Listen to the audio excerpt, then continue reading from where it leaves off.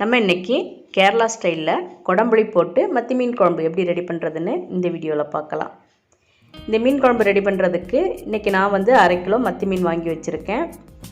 மத்தி மீன் க்ளீன் பண்ணுறது ரொம்ப ஈஸியான வேலை தான். வாங்க மத்தி மீனை எப்படி க்ளீன் பண்ணலான்னு இப்போ நம்ம பார்த்துடலாம்.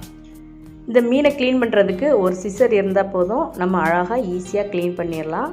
சைடில் இருக்க அந்த முள்ளெல்லாம் நம்ம ஈஸியாக சிசர் மூலமாகவே கட் பண்ணிடலாம். அதே மாதிரி தலைப்பகுதியையும் குடல் இருக்க பகுதியையும் பாருங்கள், சிசர் மூலமாக இந்த மாதிரி நம்ம கட் பண்ணிடலாம். அப்புறம் வால் பகுதியை கட் பண்ணிடணும். உள்ளே இருக்க குடல் பகுதியை இந்த மாதிரி எடுத்துடலாம். இதை மண் சட்டியில் நம்ம உப்பு போட்டு உரசணும்னாவே அதில் இருக்க செதிலெல்லாம் ஈஸியாக வந்துடும். எல்லா மீனையும் இதே மாதிரி நம்ம கட் பண்ணி நல்லா க்ளீன் பண்ணிவிட்டு அதுக்கப்புறம் தண்ணியில் 4-5 தடவை கழுவி எடுத்து வச்சுக்கலாம். மீனை கழுவி எடுத்து வச்சதுக்கப்புறம் இந்த மாதிரி சைடில் கீரி எடுத்து வச்சுப்போம். அப்போ தான் அந்த மீனுக்குள்ளே உப்பு புளி காரம் எல்லாம் சார்ந்து இருக்கும். இப்போ நம்ம குடம்புளி ஊற வச்சு எடுத்து வச்சுக்கணும். 1/2 கிலோ மீனுக்கு 4 இந்த மாதிரி குடம்புளி சரியாக இருக்கும். வழக்கமாக நம்ம யூஸ் பண்ணுற புளி தண்ணியில் நல்லா கரைச்சி அந்த சாறை மட்டும் எடுத்துப்போம், சக்கையை தூக்கி போட்டுருவோம். ஆனால் இதில் அப்படி கிடையாது. இதை தண்ணியில் ஊற வச்சு அப்படியே முழுசாக தான் நம்ம போடுவோம். இப்போ நம்ம மீன் குழம்பு வச்சதுக்கப்புறம் புளிப்பு கொஞ்சம் அதிகமாக தெரியுது அப்படின்னா நம்ம போட்ட குடம்புளியை ஒரு பீஸில் 2 பீஸை எடுத்து வெளியே போட்டுடலாம். ஏன்னா குடம்புளி நேரம் ஆக ஆக தான் புளிப்பு அந்த குழம்புக்குள்ளே சார ஆரம்பிக்கும். இப்போ குடம்புளியை நம்ம சுடுதண்ணி ஊற்றி ஒரு 10 நிமிஷம் நல்லா ஊற வச்சுக்கலாம். புளி 10 நிமிஷம் ஊறிட்டு இருக்கட்டும். அதுக்குள்ளேயும் நம்ம இப்போ குழம்பு ரெடி பண்ண ஆரம்பிச்சிடலாம். இந்த மீன் குழம்பு ரெடி பண்ணுறதுக்கு இன்றைக்கி நான் மண் பாத்திரம் எடுத்திருக்கேன். இப்போ இதில் 2 டேபிள் ஸ்பூன் அளவுக்கு தேங்காய் எண்ணெய் சேர்த்துக்கலாம். உங்களுக்கு தேங்காய் எண்ணெய் பிடிக்கலை அப்படின்னா அதுக்கு பதிலாக ரீஃபைண்ட் ஆயில் அல்லது நல்லெண்ணெய் சேர்த்துக்குங்க. இப்போ எண்ணெய் நல்லா சூடானதுக்கப்புறம் 1/2 டீஸ்பூன் கடுகு போட்டுக்கணும். கடுகு நல்லா இந்த மாதிரி பொரிஞ்சு வரும்போது 1/4 டீஸ்பூன் அளவுக்கு வெந்தயம் சேர்த்துக்கணும். இப்போ வெந்தயமும் நல்லா இந்த மாதிரி பொரிஞ்சு வந்துருச்சு. இப்போ இது கூட 10 பல் பூண்டை இந்த மாதிரி பொடியாக நறுக்கி சேர்த்துக்கணும். இது கூட 2 இன்ச் அளவுக்கு இஞ்சி இந்த மாதிரி நீல வாக்கில் பொடி பொடியாக நறுக்கி சேர்த்துக்கலாம். 4 பச்சை மிளகாயை இந்த மாதிரி கீரி சேர்த்துக்கணும். 10லேருந்து 15 சின்ன வெங்காயத்தை இந்த மாதிரி பொடியாக நறுக்கி சேர்த்துக்கலாம்.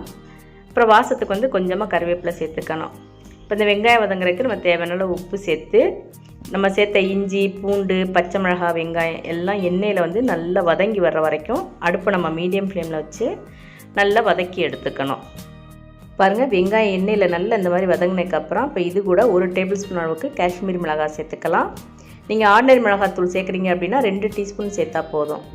1 டீஸ்பூன் அளவுக்கு மல்லித்தூள், 1 டீஸ்பூன் மஞ்சள் தூள், 1 டீஸ்பூன் மிளகுத்தூள். இப்போ இது எல்லாத்தையும் சேர்த்து எண்ணெயில் இந்த மசாலாக்களை நல்லா வதக்கி எடுத்துக்கணும். இப்போ இந்த மசாலாக்களை எண்ணெயில் வதக்கும் போது நம்ம அடுப்பை சிம்மில் வச்சுட்டு தான் வதக்கி எடுத்துக்கணும்.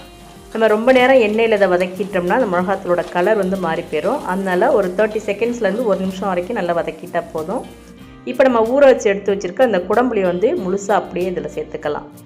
அப்புறம் அந்த குழம்புக்கு நம்ம தேவையான அளவு தண்ணி சேர்த்துக்கணும். குழம்புக்கு தேவையான உப்பை இப்போ நம்ம சேர்த்துக்கின்றலாம். இப்போ அடுப்பை நம்ம மீடியம் ஃப்ளேமில் வச்சு இந்த குழம்பு நல்லா கொதிக்க வச்சு எடுத்துக்கணும். இப்போ இதில் நம்ம சேர்த்துருக்க அந்த காஷ்மீர் மிளகாய் காரம் அதிகமாக இருக்காது, கலர் தான் நிறைய கொடுக்கும். உங்களுக்கு காரம் கொஞ்சம் அதிகமாக வேணும் அப்படின்னு நினச்சிங்கன்னா ஆர்டினரி மிளகாத்தூள் 1 டீஸ்பூன் அளவுக்கு சேர்த்துக்குங்க. இப்போ இதை ஒரு மூடி போட்டு மூடி ஒரு 3 நிமிஷம் நல்லா கொதிக்க விட்டுக்கலாம்.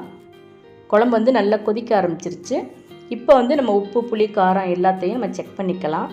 புளிப்பு கொஞ்சம் அதிகமாக இருக்குது அப்படின்னா நான் முதலே சொன்ன மாதிரி நம்ம இதில் போட்டிருக்க குடம்புளி 1 அல்லது 2 வெளியே எடுத்துடலாம். உப்பு புளிப்பு காரம் எல்லாம் கரெக்டாக இருக்குது. இப்போ நம்ம மீன் அந்த குழம்புல சேர்த்துடலாம். எல்லா மீனையும் சேர்த்ததுக்கப்புறம் கரண்டினால் நம்ம அடிக்கடி கிளறி விடக்கூடாது. அந்த மாதிரி கிளறி விட்டோம்னா மீன் உடஞ்சி போயிடும். அதனால இந்த மாதிரி நல்லா குலுக்கி விட்டோம்னாவே போதும். இப்போ ஒரு மூடி போட்டு மூடி அடுப்பு நம்ம மீடியம் ஃப்ளேமில் வச்சு 4லேருந்து 5 நிமிஷம் வரைக்கும் நல்லா வேக வச்சு எடுத்துக்கலாம். 5 நிமிஷம் வச்சு இப்போ நம்ம மூடியை திறந்து மீன் நல்லா வெந்திருக்கான்னு செக் பண்ணி பார்த்துக்கலாம். பாருங்கள், நம்மளோட மீன் குழம்பு நல்ல எண்ணெய் பிரிஞ்சு வந்திருக்கு. அந்த மீனுக்குள்ளே அந்த காரம் புளிப்பெல்லாம் நல்லா சார்ந்து இருக்குது. அவ்வளோதான். இப்போ நம்மளோட டேஸ்டியான குடம்புளி போட்ட மத்தி மீன் குழம்பு சூப்பராக ரெடியாக இருக்குது. குடம்புளி போட்டு இந்த மெத்தடில் நீங்கள் மீன் குழம்பு செஞ்சு பாருங்கள். எப்படி இருந்துச்சுன்னு கமெண்ட்ஸில் சொல்லுங்கள். இந்த வீடியோ உங்களுக்கு பிடிச்சிருந்தேன்னா லைக் பண்ணுங்கள். அதே மாதிரி உங்கள் ஃப்ரெண்ட்ஸுக்கும் மற்றவங்களுக்கும் ஷேர் பண்ணிவிடுங்க. மறக்காமல் நம்மளோட கார்டன் அண்ட் ஹெல்த் சேனலை சப்ஸ்கிரைப் பண்ணிடுங்க. தேங்க்ஸ் ஃபார் வாட்சிங்.